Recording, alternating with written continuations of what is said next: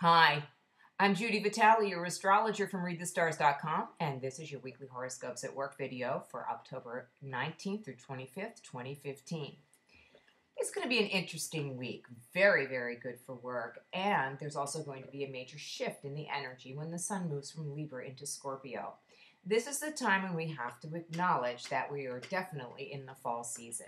All of the lush vegetation that's accumulated over the summer is falling off the trees, and all the weeds are dying even, and the grasses, and they are going to come down into this cold murk here in the northern hemisphere. And at the time of Scorpio, it's up to us to take the energy that is in all of that, because there is new life in all of that dead material, and to stir it up and bring forth something new and exciting for the future. So I want you to think about what kinds of projects you might want to work on for the next several weeks, and take that Scorpio energy and just make something new out of yourself and out of all of the things that you want to actualize in the world. So that's the big news. That's going to be happening on Friday at 1:43 p.m. Eastern Daylight Time. Let's go through the week now, day by day.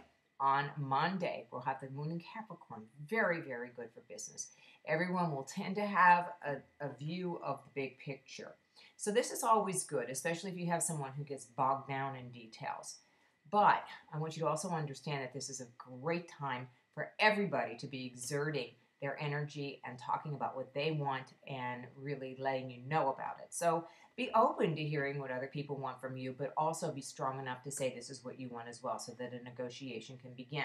The moon is going to be supremely active on Monday. It is going to interact first with Pluto, as I stated, but then it's also going to be involved with Neptune, which will bring some imagination to it, Mercury for communication, Venus for goodwill, and Jupiter for exuberance and optimism, and then Mars for action. So you can see it's an excellent day.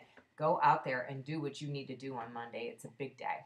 Tuesday, moon stays in Capricorn for the most part until about 4:31 p.m. when it will go void of course. During these void of course periods, we want to avoid being attached to what we have planned, and be flexible, and also to avoid arranging meetings that we want to have go smoothly and successfully, because there will always be some alteration in what we set forth and try to plan when the moon is void, of course. Also, any major purchases, contracts, etc., should probably be put off to another time when it's easier for you to make connections with the energies that you need. So that is on Tuesday. Wednesday, the moon goes into Aquarius at 9:38 p.m. on Tuesday night, and so Wednesday and Thursday we have the moon in Aquarius, and this is also excellent for getting business done. People are thinking clearly, and they're thinking about what's good for everyone.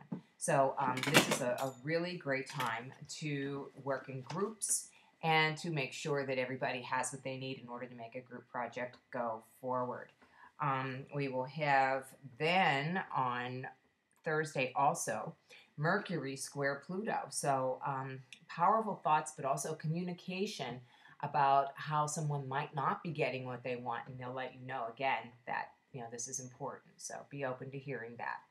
Friday, in addition to that shift in the energy that everybody's going to feel as the sun moves from Libra into Scorpio, we are going to have a little bit of a void of course moon period while we're asleep. So that's not going to bother us at all. That's great.